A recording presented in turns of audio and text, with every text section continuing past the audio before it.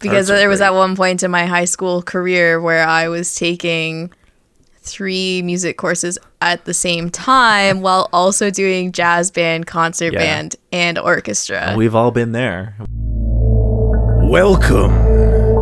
You are entering a strange realm. A realm of what ifs. What if movies, television shows, and video games were better, worse, bizarrer, or downright different? What might they look like? Find out on today's episode of CineCasters. Hi, welcome to the CineCasters. This is the show where we watch movies or TV shows and then we talk about them and pitch them back to one another, talking about things that we would change. I am Alyssa, and I'm here with the Janglez. What up? And what are we talking about today? Today we are looking at the, frankly, flabbergasting, like the actually like mind-bogglingly, strangely weird Emoji movie. I can't remember which one of us picked this one. I did. Why? Because it... That's a good question. Let me think about that. No, I picked it because like it gets a lot of flack, but it's still a like high budget, well made in quotations, high budget, high production value animated movie. How high was their budget? I am curious because they had a lot of like brand names and music and just like. Yeah, I was sitting here. I actually had it in my notes. Like, how high? Like, what was their budget? But even the way it looks, like you can tell, like the animation is really fluid. It looks really nice. Like none of this, when I was looking at it, both in the world of the phone and outside of the world, none of this was to me was like, this is bad. This is poorly done. I am enjoying the visuals. Everything was well made. Yeah, everything was well made. What they made, on the other hand, was not great. This is quintessentially the things just occur one after the other without any real reason. Things just sort of like you just go from point to point to point. And by that, and you can almost parse it out in this movie, unlike other movies.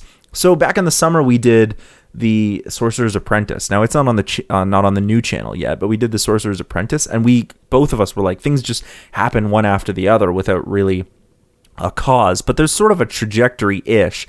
In this, you can parse it out. There's a kind of trajectory, but really it's just an excuse to go from app to app. Wouldn't it be easier to just run straight across the phone, not going through the apps? Because the apps are really not that big. Yeah. No. Compared to the character That's models. what I mean. Like, the point is literally just to go from app to app. Yeah. Just to be like, what is it like inside the world of the phone? Oh. Like, if they were to do that, do this, I think they would have had to make the apps huge to make it worth going straight through an app.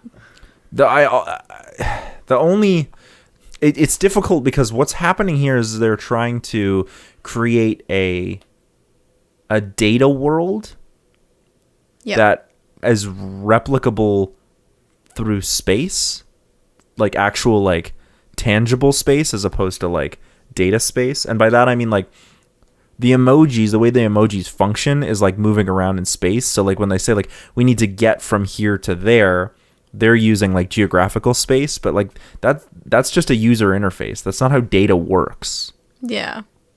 To me, this movie is like, what if we did Inside Out, but Wreck-It Ralph? I was actually going to say that. I was like, I feel like this was supposed to be about communication and like, what's the word? Expressing yourself. Yeah. But like with the cool things that happened in Wreck-It Ralph, and they tried to like smush it together and it didn't come out the way I was hoping it would. Also like the whole idea, the reason I said Inside Out is because like we get inside the phone and then that's sort of a reflection of what's going on with Alex's outside world. The same way in Inside Out we get the emotions, and then Riley. It just doesn't work the same way. And I think the real reason it doesn't work the same way is because sure, the things that happen in the phone do affect Alex's phone and how they function, but they don't they're not representative all that well. Yeah. So, and by that I mean in Inside Out, the emotions and the way the brain works are like a cartoon signifier for how the actual brain works. Like, they had actual scientists and psychologists and cognitive behavioralists come in and be like, this is, how we see behavior. And then, the biologists, brain neurobiologists were like, this is what lights up and what functions are happening, emotion. So the representation was sort of like, yes, we can't show you what the brain works like, but what we can do is have fun with the cartoon aesthetics of an actual representation of what the brain does, right?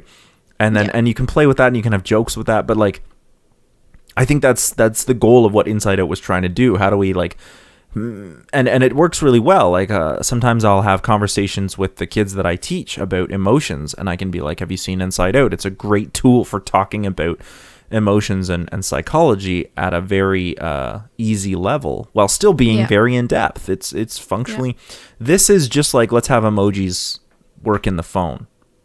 But emojis aren't a thing. It's not how the phone operates. They're literally just like data. Yeah. There's no difference between a phone and a letter. Like, they're just binary numbers that are set, a string of code that then gets expressed in the app, and then as an image. As an image of a smiling amorphous yellow blob. Yeah. So there's no representation. I don't know. I tried to fix it in my pitch, like, be like, how can we make this more representative? But I had no idea what to do with my pitch. We'll get there. We'll get there. We'll get there.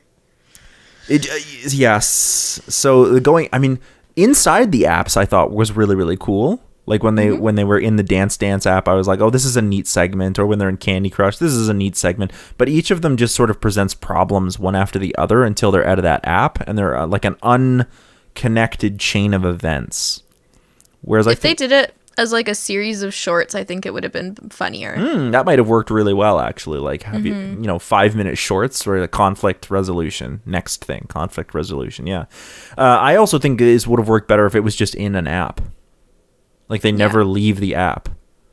Like, the whole story takes place within a singular, and I wouldn't have picked within the messaging app. Yeah, or like within a messaging app. Just really break down what are the functions and code behind how this works.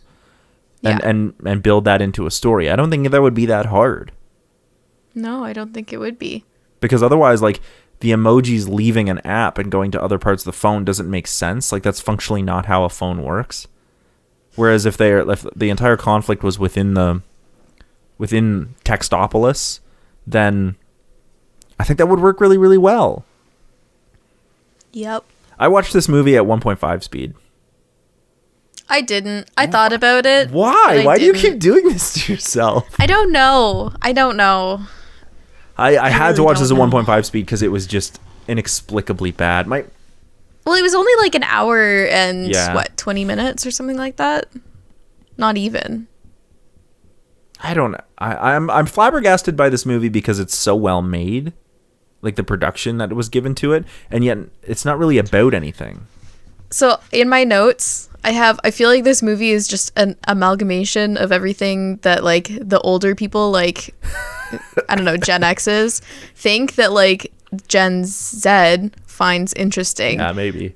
Except in reality, Zoomers are like major shit posters. You can say chicken nugget to them with the right timing and they'll like burst out laughing, right? Yeah. Yeah, that's like, really, I mean, Gen Z is just like that. As someone who is kind of like, am I millennial, am I Gen Z? Like right I find myself on both sides of like the millennial humor, but also the Gen Z humor. Yeah. So like, I kind of understand it. And the whole time I was like, I feel like someone is trying to appeal to me with this movie, but I can't see it. Hello, fellow young people. I'm hip. I'm with it.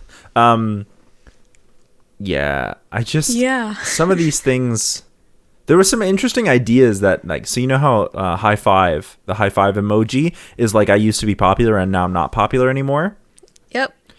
And I was like, there's something interesting there with the fact that how an app is laid out would sometimes put like more popular things in different places. So if a new update came out with new emojis, the high five emoji might get displaced and that would actually cause it to be used less because findability is a factor in how much you use something.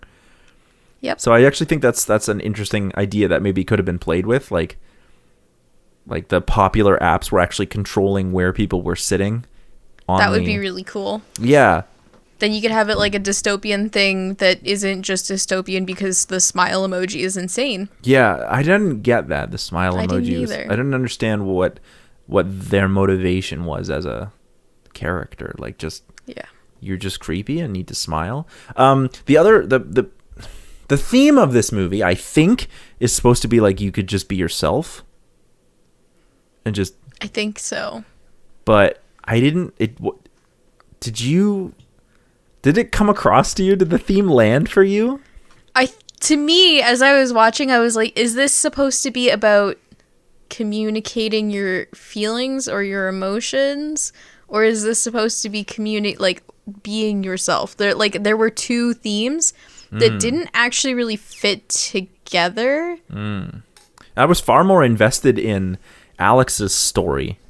I was really invested in both of the meh parents. Oh, I was really? like, I want to know what's going on with them. Oh, I didn't care for them at all. They were just... I didn't really care for anything else. It's another one of those, like, I found the frogs more interesting in Riverdance. Like, I don't know. What I did think was interesting that we find out that apparently... Okay, so here's a problem that I have with this. Because I have lots of problems with everything. In the movie... we find out that Gene is able to express himself in different ways other than meh because his dad also has the ability to do it. Yep. Implying that it's hereditary.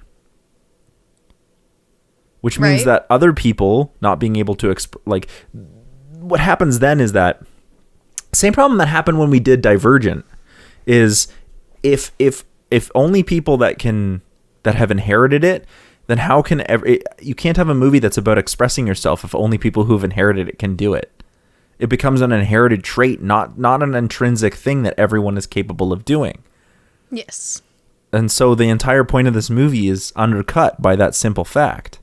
It's just moot. Yeah, and I think it is supposed to be hereditary because this might just be me reading too far into it, but the fact that Gene's name is Gene as in like genes, not the pants. Like genetics. Like genetics. Yeah. Right? Makes me think that like this idea of a hereditary trait for expressing yourself is something that was meant to be in the movie. But that undercuts the entire point of the movie then. It does. Now it's not about being yourself for the sake of expressing yourself. It's literally about whether you have this gene or not. And that makes Gene special because he can do it. You're special because you're special. You're special because you're special. Which means now you're the main character. Yeah, really? Woo! So a good example of why this doesn't make sense to me or why this is badly done is because in the movie, we also meet Jailbreak, right? Yep. Who we find out is actually a princess emoji. Yep. And in order to save them from something, she... goes back to being a princess and calls the Twitter bird down to them so they can escape. And to me, that's like, okay, but this is a moment where she could have saved them using something that she wanted to do, and instead she went back to doing the thing that she was literally trying to get away from. It's like she can't escape it. Exactly. Even though she actually can. She's a hacker. She should be able to do this. Okay, I got another problem with that. How does a thing within... You can't... This is a famous feminist quote. I can't remember who said it, unfortunately. I'll have to go back through my notes. But you can't destroy the master's house using his own tools. Mm-hmm. Right? You can't and I understand the point of that is supposed to be you can't dismantle the patriarchy by using the same tools that are made to build the patriarchy. But the same thing, you can't destroy a house from within, right? Yeah. Or in physics, you can't plug a power bar into itself and expect power to be drawn from it. Like, so as a hacker, you can't internally, or like as an emoji, you can't internally change yourself. No. And you can't change the phone from within. That's not how that works. Like there's got to be an impetus or an external source in order to make that happen. Or a piece of code. Isn't there actually like an emoji that looks like A princess? what not the princess, the hacker. Yeah, probably. I think there was a new one that came out like a couple of years ago. Oh, they probably did it Looks like her. because of the movie. Probably. Probably just made a bunch of emotions or emojis to be like, you can buy the emoji movie emoji pack for 50 cents. I don't know if anyone has ever actually bought emoji packs. Oh, but I'm certain there have been. Probably some of the older folks and some younger folks. Oh, some younger folks like who don't understand the value of money. Not that's not an indictment on them. That's simply like how companies try to be predatory. Yep. Right? You can have this emoji too. All your friends have it. You just pay us 50 cents, and 50 cents over, that many people that many times. That's literally how predatory games work. Mm-hmm. It's terrible. It's awful. And NFTs are even worse because now they're going to be in games. Oh, great. Anyway. They are? Yeah. Oh, God. Oh, okay, yeah. Well, we'll talk about that later. We'll talk about that later. Yeah, so there's a lot of problems with this. Like, I'm flabbergasted that this movie got made and that it looks so good because it's so bad. Yeah. Also, the fact that Alex eventually he's like, or they're trying to figure out what his password is. I had that written in my thing. It's like, who uses the name of the person that they have a crush on as their password? That's especially like he's supposed to be in high school, right? Like somebody that changes every month. I thought they were middle school, but somebody should tell this kid, should teach this kid about cybersecurity because you don't make your crush your password. You make your password something that no one will ever guess. Yes. It's so man, I'm so frustrated with this movie. Also, who goes completely straight to I just need to completely reset, factory reset my phone because it's got a couple glitches. Well, that's the other thing. Just because he's different, Gene he's malfunctioning. That doesn't make sense to me either. I don't know. I feel like a lot of this movie is built upon premises that are explained rather than self-evident. And I don't mean all movies explain their premise. Yeah, but the rules are usually fairly straightforward because the emojis, I don't know. I guess the implication is that emojis only do the thing emojis do, and if they do other things, then they're not real emojis. I mean, that's kind of there. That's sort of implied, but just because Gene doesn't want to do that, he's now a malfunction. That seems a bit far-fetched. I don't know. Here's my biggest problem with this movie. Are you ready? Yes. When they go down to the basement where all the most unpopular emojis are, yep, there's an eggplant there, and that's just not true. That is definitely not true. Maybe on Alex's phone, but I think just in general, that is the eggplant. Yeah. Maybe on Alex's phone. That's true. Maybe because he's young. He's young and doesn't understand the implications behind the eggplant. Is that what they were trying to get at?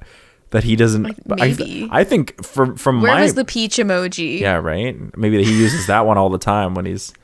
That's terrible.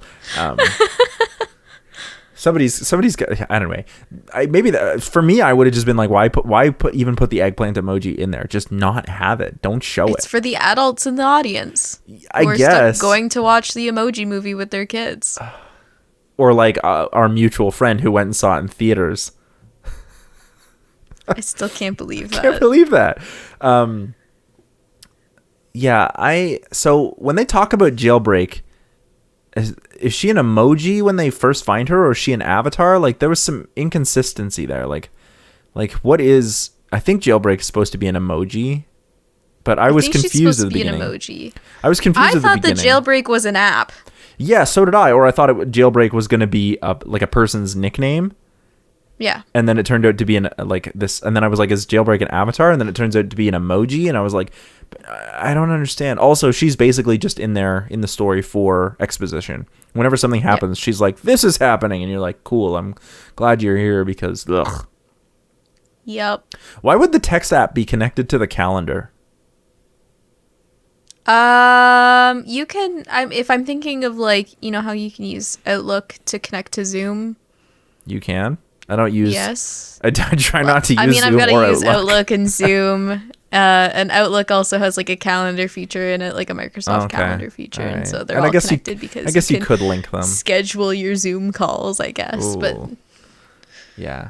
so I'm assuming it's something similar. Sorry to just use like weird No, it's college whatever. corporate things to talk about why a texting app would be connected to the calendar. I guess that sort of makes sense.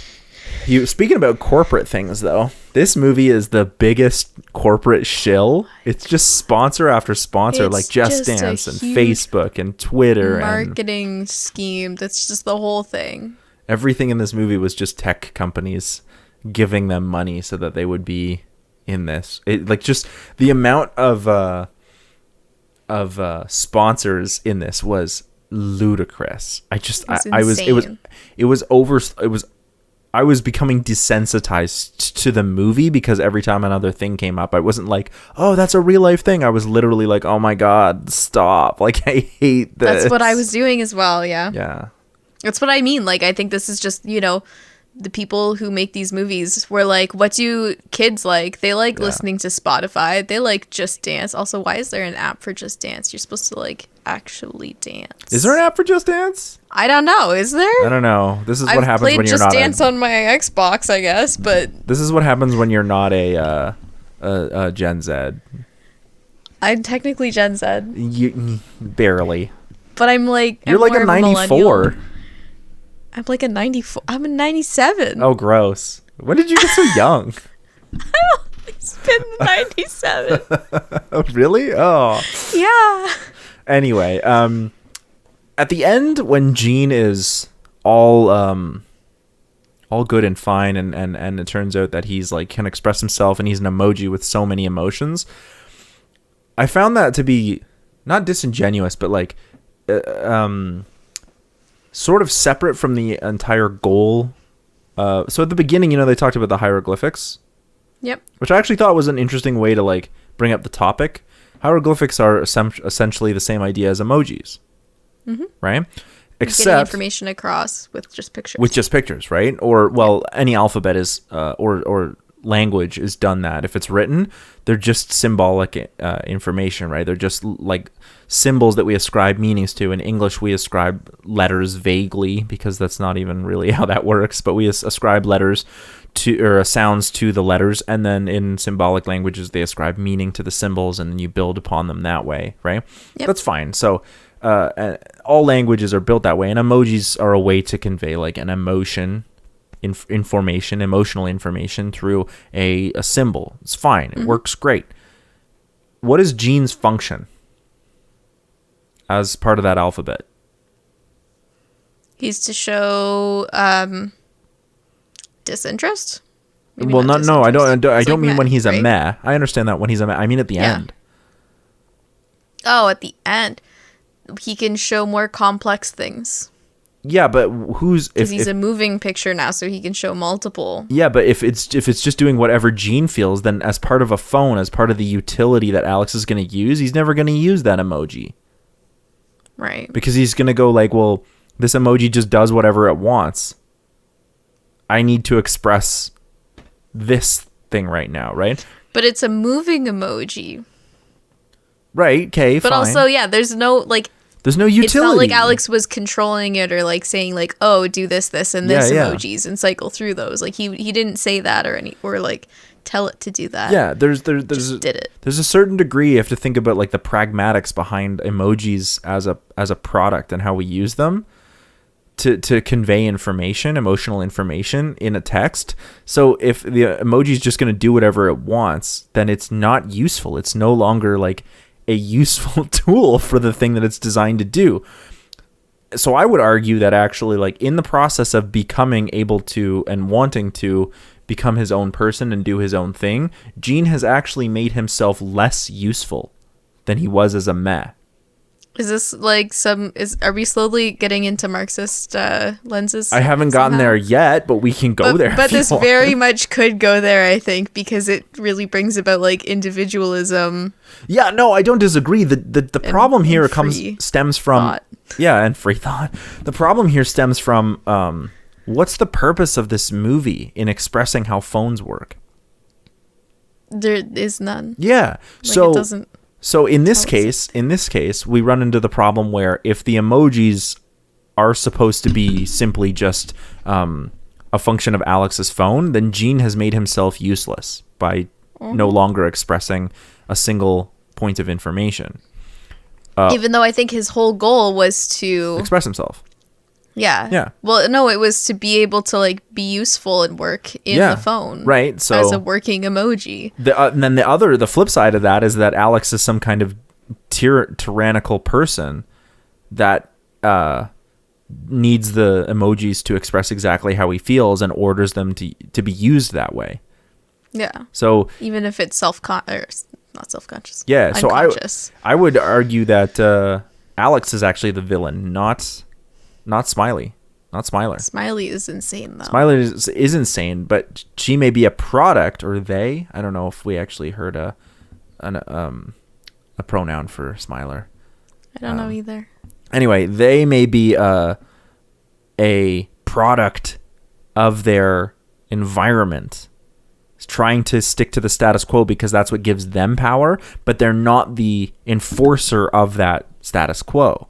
Alex is. Unconsciously.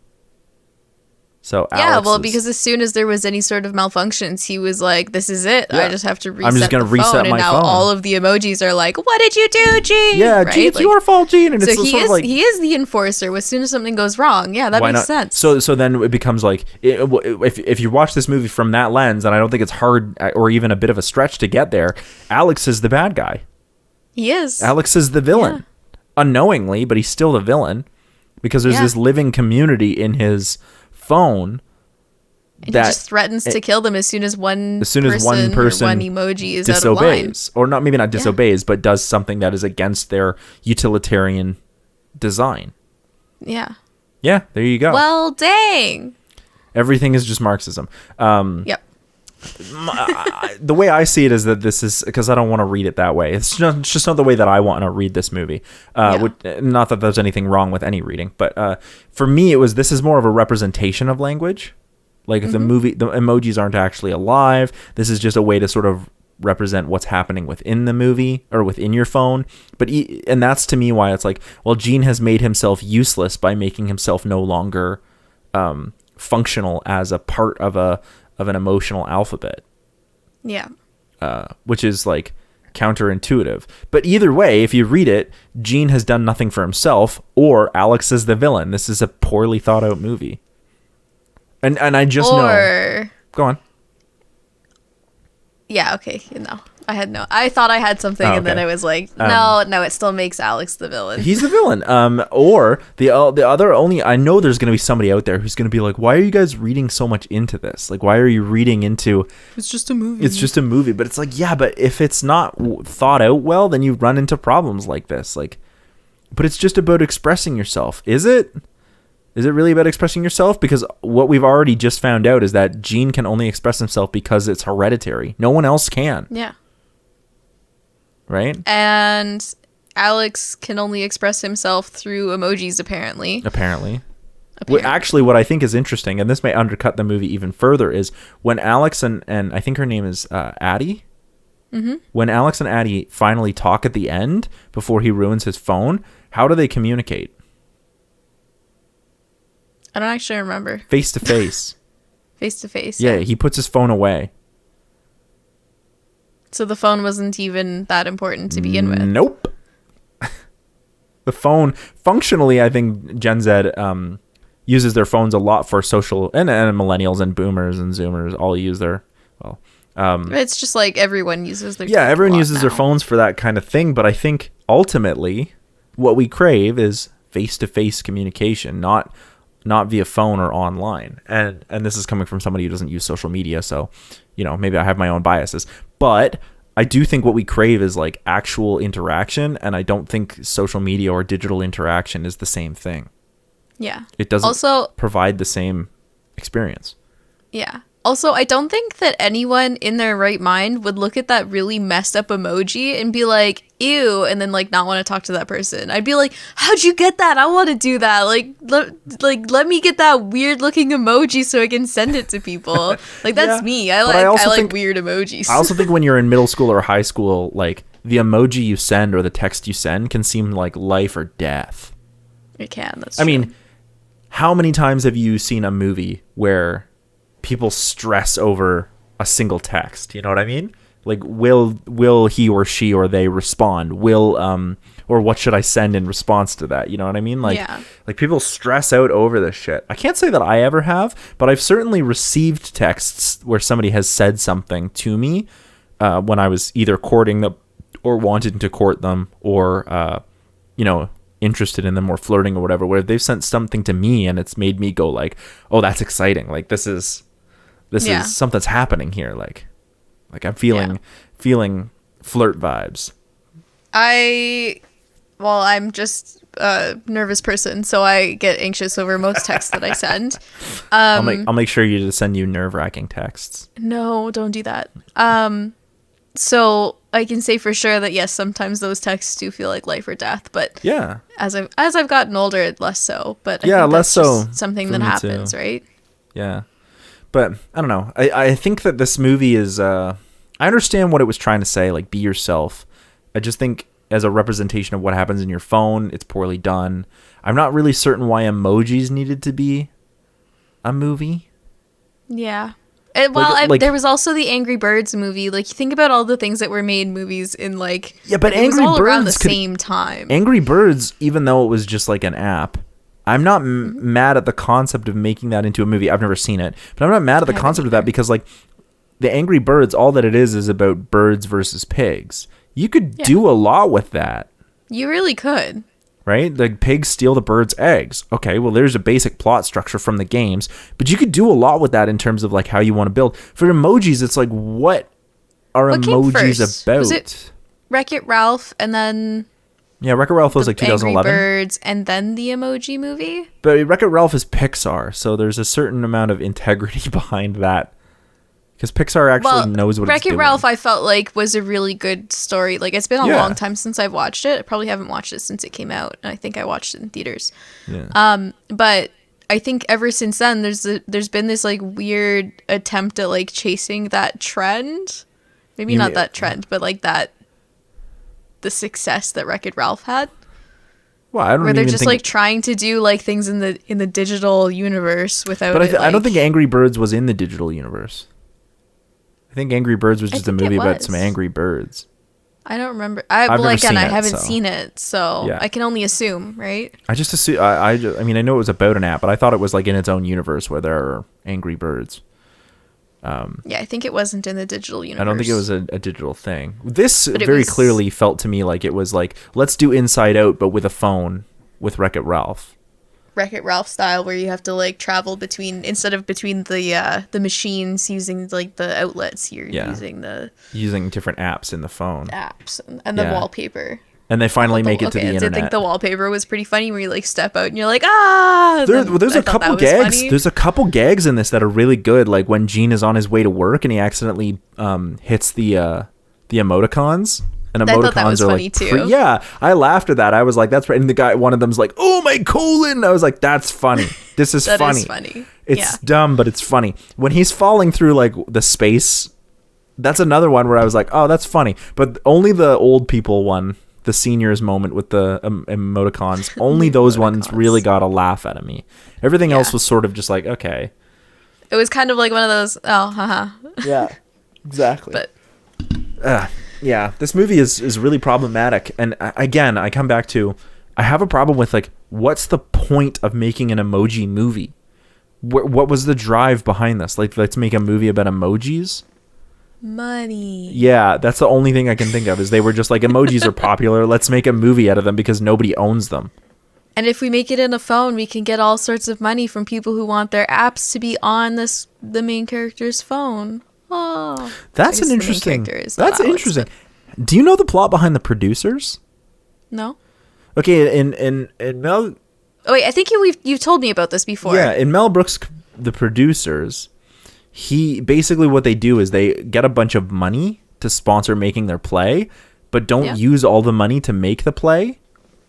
Right. And basically what the idea is they're going to make a play, a musical, and it's going to do so poorly that it'll flop, and they'll keep all the money that they raised that they didn't use for the play. Right? So I'm wondering if they were just like, let's make a bunch of corporate shills and we'll make this terrible, terrible movie and then just keep all the money from the sponsorships. I guess we'll find out. Well, maybe there's a lawsuit or something. I don't know. No, because I don't actually think there'd be a lawsuit for that. Because nothing they did was illegal. In the producers, what they did was illegal. But in this, if they just go like, give us money and we'll put your name in this, and we'll just put together like, not even a bad musical, but just a slapdash animated movie, which clearly it is. It still looks good, but like, it just keep all the money from Twitter, Facebook, Just Dance, Spotify, YouTube, all of them. Yeah. Interesting. So I wonder if the goal was just for Sony to... I also just think that somebody was like, money. I also think the goal was just for Sony to be like, emojis are popular. Let's make an animated movie about that. I think that's exactly what it was. Because nobody owns emojis. So... Yeah. Here's another thing. Because I have so many problems with this movie. Okay. Gene can change the expression he has, right?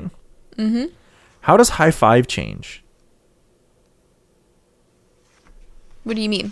Well, like if high five had the hereditary ability to change what it expresses, how would it... Would he be able to just turn himself into fist bump? But not even fist bump. Like all he can do is hand stuff. Yeah. So can he turn himself into any other kind of emoji? Probably Or can not. he only do hand stuff? Probably just hand stuff. So probably like, because at the start he was trying to turn himself into fist bump, and then he couldn't. Yeah, or peace sign, or middle finger, or the shocker, point, or heavy metal. Point. Yeah. The like 4 different angles of point. A point. Yeah. Yeah. I can only point up. I don't have the ability to turn left. He's not an ambi turner. Yeah. That's a Zoolander reference. Anyway, let's get into some pitches. You don't have a pitch. Well, that's not true. I have the premise of a pitch, but I have not a full one. So this was a hard one. So I actually think we like you had said, you're like, I'm going to come up with a premise and then we'll do it live. We'll pitch it live. So I'm going to do mine first.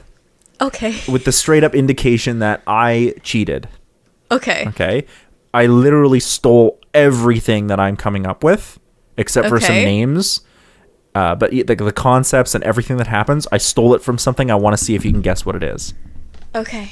All right, because I was just like, this movie's a mess. I'm just going to steal from this other thing. So in my version, we're on a phone of a dude named Alex. They're not emojis. They're literally programs, but they're like personified programs, and they're called programs. And they live in a phone, and we'll call this place Textopolis because it's convenient and there. So whenever Alex uses an app, the programs are they're like personified pieces of code.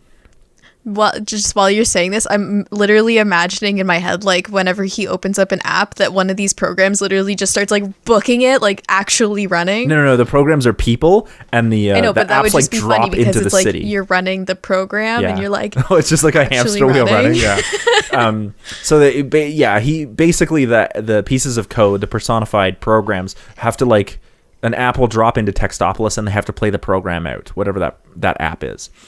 So one of these personified programs is called Gene, and he's excited to start his new job. He's going to be part of like the group of people, we'll call them guardians, I guess, this group of people that are, their job is to go into any of the apps that are being played and play them out. That's his job, so that nobody gets hurt or anything like that. So it's a pretty easygoing space inside Textopolis, because Alex doesn't have very many apps or programs, because he's only in middle school, so he's only allowed to do so much. But the apps apps can be like disruptive if they're not dealt with properly to the programs. So like that's why they have to have these guardians help them. So when Gene starts his first day of high school, everybody is easygoing, because Alex only uses his phone for fun and games and texts. In the real world, Alex is super excited because his parents, for the first day of high school, or whatever, not the first day, but he's in high school now. His parents have allowed him to get data on his phone. Ooh. So he no longer is tied to the Wi-Fi, and he's going into grade 9, and they want him to have more freedom. So now, without constantly being attached to Wi-Fi, Alex tries downloading a new game off the web that his parents hadn't let him get before. Okay. And using data. When he opens the game, all the programs on his phone scramble, and Gene, on his first day on the job, is put into the game. It doesn't really matter actually what the game is. It's just connected to the web all the time. I was thinking something like World of Warcraft. It doesn't have to be MMORPG or MMORPG. It just has to be like something fantasy, because that's just what I like. So that's what I chose. Yep. So the programs then have to like play the characters. They play like the NPCs. And then play it out and make sure it runs. So Gene is freaking out because he's playing, I don't know, some kind of night NPC, and gets some of his teammates killed. And this is not really a problem, because they're just playing the game out. Except when the app closes, the programs that were killed don't come back, and this has never happened before. So when you die in the game, you die for real. Okay, I know. I think I know what you stole this from. Hold on. So goes back. So he comes back into Textopolis, but those programs stay dead, and the programs of Textopolis are freaking out. They're like, "What changed? Gene was the only thing that changed, right? It's a new game, but Gene is the only thing that really, really changed." So they start blaming him. Meanwhile, Alex meets a girl named Addie, and they exchange numbers, and he wants to text her, so he opens the texting app. The programs scramble to make sure the texting app will work, and they barely get by because they're missing some programs. Not too many, but they're like, well, what if people don't come back? But everyone comes back when the texting program closes. So Alex manages to get to come off as pretty slick to Addie, and he makes her laugh, and he's like, oh, doing pretty good. Like, he's excited about that. So in response, she sends him a GIF or picture, but in order to view it, he has to be connected to the internet. So he uses his data and connects to the internet. But as the information is downloading from the web, the programs begin completing all the directions that they get to write the GIF. But as soon as they're connected to the net, the game app opens automatically, because it's always connected, and starts running. So the programs are scrambling back and forth to run the GIF and follow the instructions they got from the net at the same time to play the game. And Gene is inside the game, and everyone thinks it's his fault, and things are just like turning out poorly. And more programs are dying, and their resources are split. And while texting with Addie, Alex's phone can't seem to keep up, and he's sending like half texts with strange emojis and things that like don't really apply, and it's like broken, and he's like upset with his phone. In the game, Gene meets another program who's playing the princess. Her name is Petra. From the phone, she's another program, and he like saves her. Classic save the princess. But everyone thinks he's to blame, but she forgives him when he saves her. He's like, oh, thank you so much. Like, you're clearly not to blame. But when the two of them are cornered and it looks like they're going to be killed, she turns to him and says, there's only one way out. If we die here, we're just like, we don't know what's going to happen to us. What we can do instead is upload ourselves to the internet. And he's like, well, what the fuck's on the internet? So they're like, but it's better than dying. So they upload themselves to the internet. Okay. Alex is freaking out that his phone is not working and sent bad messages to Addie. And so he wants to find her after school, but he also wants to get his phone fixed. So he's torn between these two things. While Petra and Gene are like roaming around the internet where they don't belong, they're trying to find a way to see if they can get back to the phone. They wind up on a walkthrough website for the game Alex has been playing to see if there's a way to get re-downloaded or undeleted and figure out what's going on with the game. But there's a warning on the site that says the game has been experiencing problems with a virus that's been traveling, and that this has affected data and affects the devices that get downloaded. And Gene and Petra figure out that the game is not causing programs to be deleted, but there's a virus that was downloaded onto the phone that they haven't found that has been perpetrating as like the programs being deleted. Alex is about to find Addie after school, but he's cornered by his mom, who comes to pick him up after school, saying that he's been using data like no tomorrow all day, and is like huge costs racking up. And he's like, but that doesn't make any sense. Like, and then he finds out that the game is still open, and he goes online to read that apparently there's a virus that's been causing like all the data and like problems with his phone. And so his mom is like, well, you need to be more careful about what games you choose, and like you have to be tech savvy, but I also know that this isn't really your fault. So like I'm not going to punish you for using data in a way that you shouldn't have, but I'm also going to be like, you have to be really careful and like internet literate and cyber literate when you choose your games and choose things that you're downloading off the internet, because I just think that's a good lesson for everyone to have. So she takes him to the App Store where they get the phone looked at. In the phone, Petra and Jean make it back to, like, before the internet gets cut off, they make it back to Alex's phone, and they bring the information. So now everyone in Textopolis is they're sort of against Jean still, but he tells them there's a virus, and so they try to find the virus to clear his name, and they find it, and everyone's like, okay, we can beat the virus, but they're not really able to do much against this virus because so much of the phone is the program in Textopolis is deteriorated because of the virus. And even when the phone's not connected to the net. So the person at the App Store or whatever kind of store it is says that Alex can do a factory reset and restart everything, but he'll lose all his data and apps. And Alex is like, I don't really want this. And the programs also don't really want this because they'll be killed off and different versions of them will appear, but it won't be them. And Alex doesn't want to lose all his pictures or anything like that, but they can't risk the virus spreading. So the App Store person is like, well, we'll try an antivirus program, but there's no guarantee it'll work. And Alex is like, well, if it works, it'll at least it's at least worth trying, and then we can try the factory reset. So an antivirus shows up in the phone and helps the programs beat the virus back, and the phone is fixed, and with a few key downloads, all of the lost programs are brought back from the internet. The next day, Alex uses the texting app, which the programs execute perfectly, to talk to Addie and asks to meet up. Before class, they meet up and put their phones away, and he apologizes for his weird text and explains that his phone downloaded a virus. She forgives him and wondered what was up. She wonders what was up with all those weird texts. I wondered, so I'm glad that your phone got fixed. And then she asks him to the fall dance, and that's the end. Yeah. Cute. Did you figure it out? I wanted to say Sword Art Online. No. But I also was like, you said like, if you die in here, you die in real life. But then I was like, is it the Matrix? It's not. Then I was like, I don't know. Did you figure it out? I don't know if you would have seen this because, I mean, it's a classic Canadian television show made in Canada, but I don't know if you would have seen it because it's sort of before, or long before your time. Thanks. But it's called Reboot.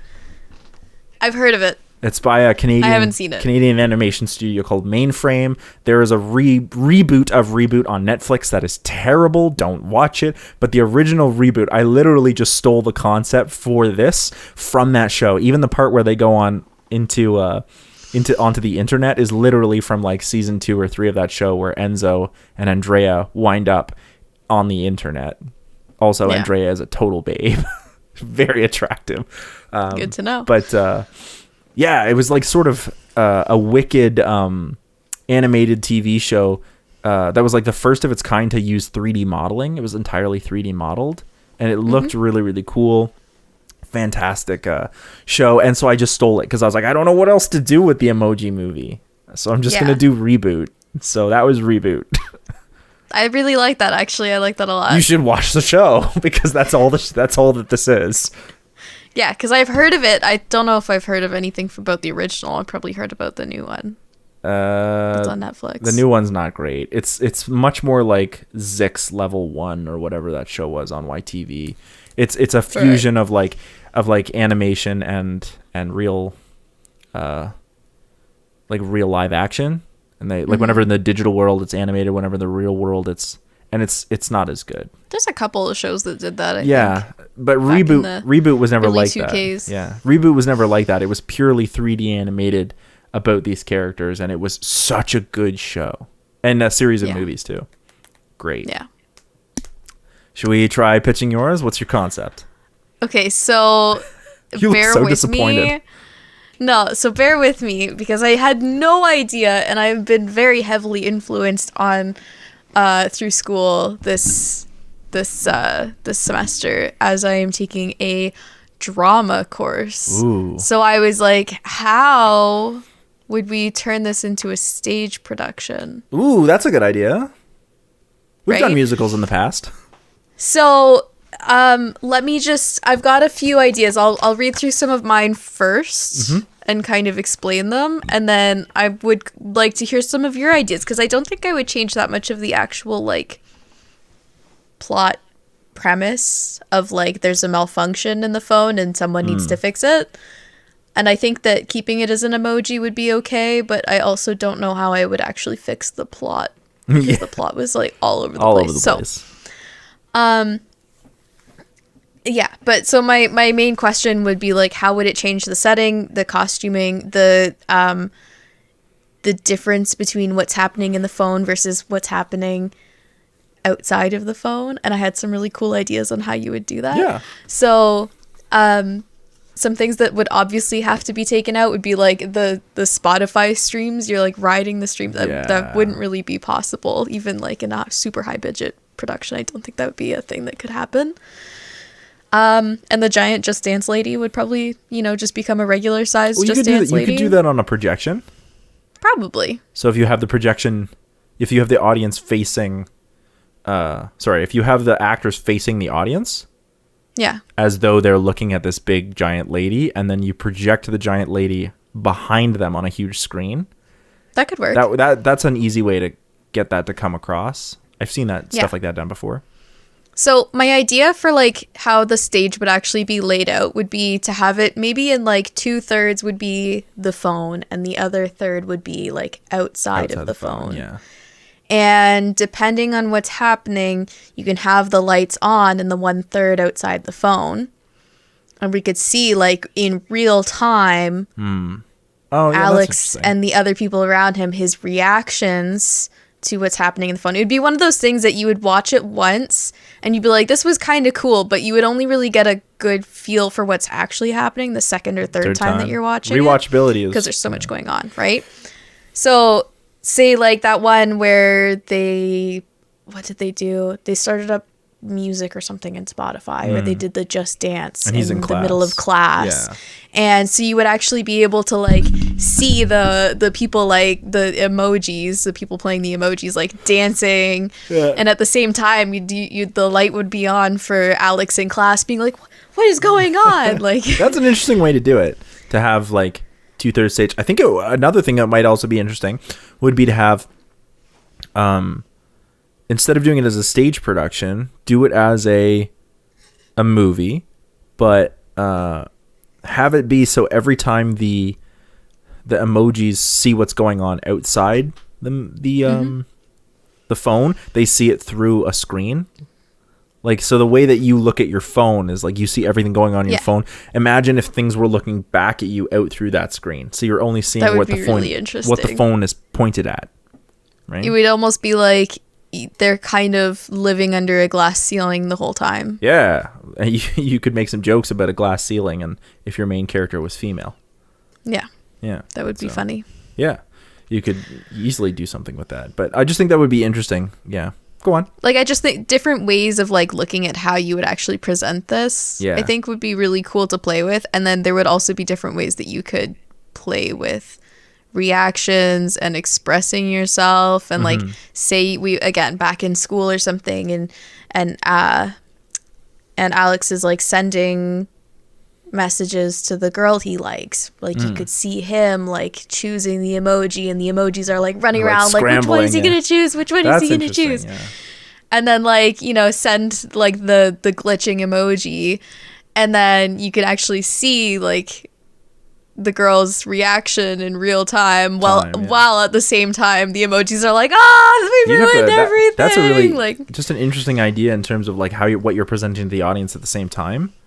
Yeah. Because, it would definitely be something that you would have to, like, if you were to watch it in person, you would probably also want to, like, bring home a DVD or something to be like, okay, I gotta double check what was happening during this, because I was paying attention to this side. And it's generally when you do stuff like that in theater, you usually go back and forth. You don't do it at the same time, and the reason for that is because you only have your audience's attention for so long.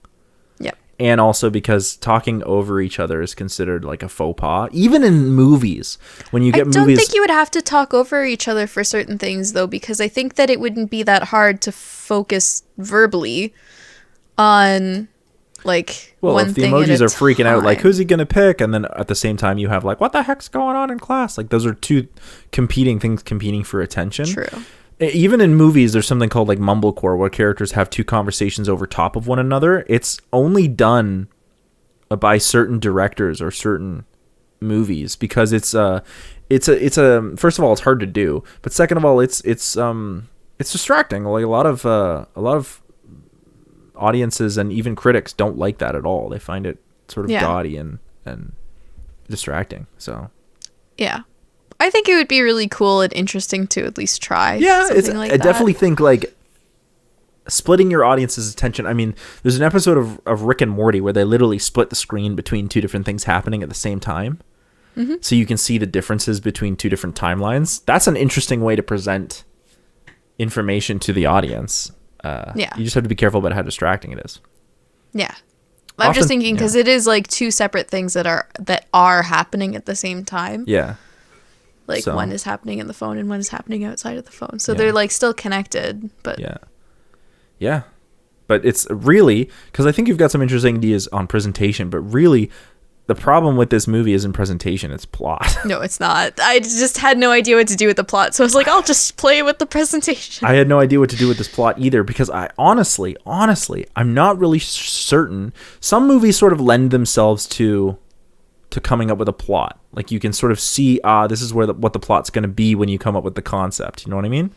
Yeah. With the emojis, I'm not really certain what the point of an emoji movie is. I know I already said this, but like where does without coming up with some like contrivances around how emojis work, what's the point of the movie? Where's the conflict? What's the natural progression for why you'd want to use emojis as a movie? Like when you have emotions in Inside Out, it's like, how do emotions affect the character and how does the character affect the emotions? Because it's very clear that Riley makes decisions because of her emotions, but then she also makes them without and sometimes in spite of her emotions. Mm-hmm. So to me, it's like there's an interesting dichotomy of breaking down like the emotions want what's best for Riley, but she doesn't have to listen to them. Yeah. Right? That's interesting. How do the emotions work? There's already like some ideas there. But with emojis, it's like you're literally just using an emotional alphabet. What's the point?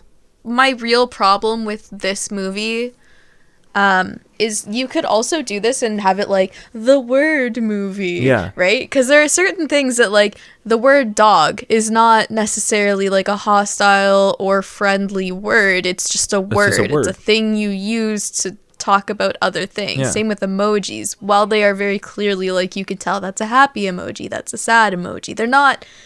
It all depends on their context, right? Yeah. This is so you're getting into a philosophical concept called semiotics, which is when we ascribe meaning to things. Yeah. Right? So it's the reason like cultural semiotics are a thing. When you throw the eggplant into your text, right? You're not saying like, you're super cute eggplant, right? You look like an eggplant. You're saying like there's a sexual implication behind using the eggplant. That's cultural context. That's a semiotic that has gone beyond the actual meaning of. But you can go even deeper than that, right? The drawing itself of the eggplant isn't an eggplant. It's a drawing. It's a representation of an eggplant. It's a cartoon of an eggplant. Yep. You could argue that, how close something looks to what it is part of like what makes semiotics. You know what I mean? Like stick figures don't look anything like people, but there's a close enough resemblance that we go, that's a person, even though it doesn't have hands or feet or a face. Like find me a person who doesn't have hands or feet or a face. That sounds really scary. Right, exactly. And yet stick figures are innately, we can go, that's a human being because they remotely resemble, right? So semiotics is a part of like how we ascribe meaning to things. Just a random thought. I've always found that the more detail you put into a stick figure, the scarier it is. Like I had one student that I used to work with, and every once in a while we'd be like drawing what we're also writing about. And at one point I remember them like drawing a stick figure and actually giving the stick figure like little stick fingers and like little like feet and a face. And I was like, this is actually kind of scary. Yeah, then you start Don't do this. Then you start to get into, that's another part of semiotics. You start to get into something called the uncanny or unheimlich, right? Yeah. The uncanny is the unheimlich is when things become too close to what they resemble while still not being close enough. Yeah, it Right? was, yeah.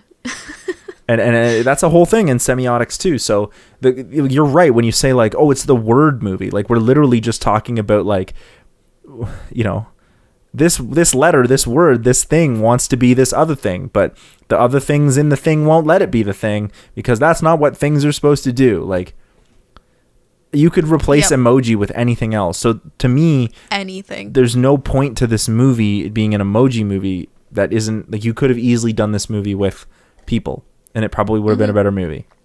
Probably. Yeah. Any last minute thoughts about the Emoji Movie? You could literally just make this movie, but like with people in the Matrix, and I think it would have been like 1,000 times better. Why didn't I think of that as my pitch? God damn it. It's fine. Where can people find you? You can find me at twitch.tv/AlyssaLou with 3 O's, or you can find some of my handmade stuff at Alyssa Rose Handmade on Instagram. You can find our band Robot Philosopher anywhere you listen to dope music. You should also check out our other channel, the CineMasters, where we do the long and the short of it, and this is a thing, and lots more scripted content that's maybe a little smarter, a little more structured than this. And don't forget to subscribe, and thanks for hanging out. I'm so mad. Yeah, I was going to say, you are so mad right now. Thanks for chilling. Peace. Bye.